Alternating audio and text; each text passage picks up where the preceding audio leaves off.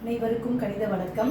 இப்போ பார்க்க போகிறது 7ஆம் வகுப்புக்குரிய கணக்கு பயிற்சி 1 முதல் பருவம் 1ல் 3, 4, 5 கணக்குகளை பார்க்க போகிறோம். கோடிட்ட இடங்களை நிரப்புக. முழுக்களினுடைய கூட்டல் கணக்கில் கொடுக்கப்பட்டிருக்கு. முதல் கணக்கு பாருங்க, 3வது கணக்கு -52 + -52 ஒரே குறியீடாக இருந்தால் என்ன செய்யணும்? கூட்டிட்டு அந்த குறியீடை போடணும். இப்போ ரெண்டையும் கூட்டினால் என்ன வந்துடும்? 104 -104 ஒரே குறியீடாக இருக்கிறாங்க, கூட்டிட்டு அந்த மைனஸ் குறியீடை போட்டுக்கணும். அடுத்த கணக்கு பாருங்க, டேஷ் பிளஸ் -22 = 0.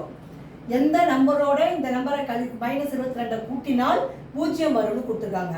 அப்ப -22 எதிரி எண் என்ன வரும்? +22. அப்ப 22யும் +22யும் -22 கூட்டினால் வரக்கூடிய விடை 0. இந்த கணக்குக்குரிய விடை 22 +22ன்னு போடலாம், இல்ல 22ன்னு போடலாம்.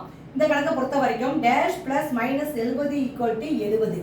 இங்க மைனஸ் இருக்கு, இங்க பிளஸ் குறியீடு இருக்கு. அப்ப இங்க ஒரு பிளஸ் நம்பர் எந்த நம்பரோட இதை கூட்டினால் இந்த நம்பர் கிடைக்கும் அப்படின்னு கொடுத்துருக்காங்க. இந்த கணக்கை பொறுத்த வரைக்கும் நம்ம எளிமையா சேர்த்துக்க என்ன செய்யலாம்? இந்த 70ஓட இந்த -70 அந்த பக்கம் கொண்டு போனா +70 ஆயிடும். அப்ப கூட்டினா என்ன வந்துடும்? 140.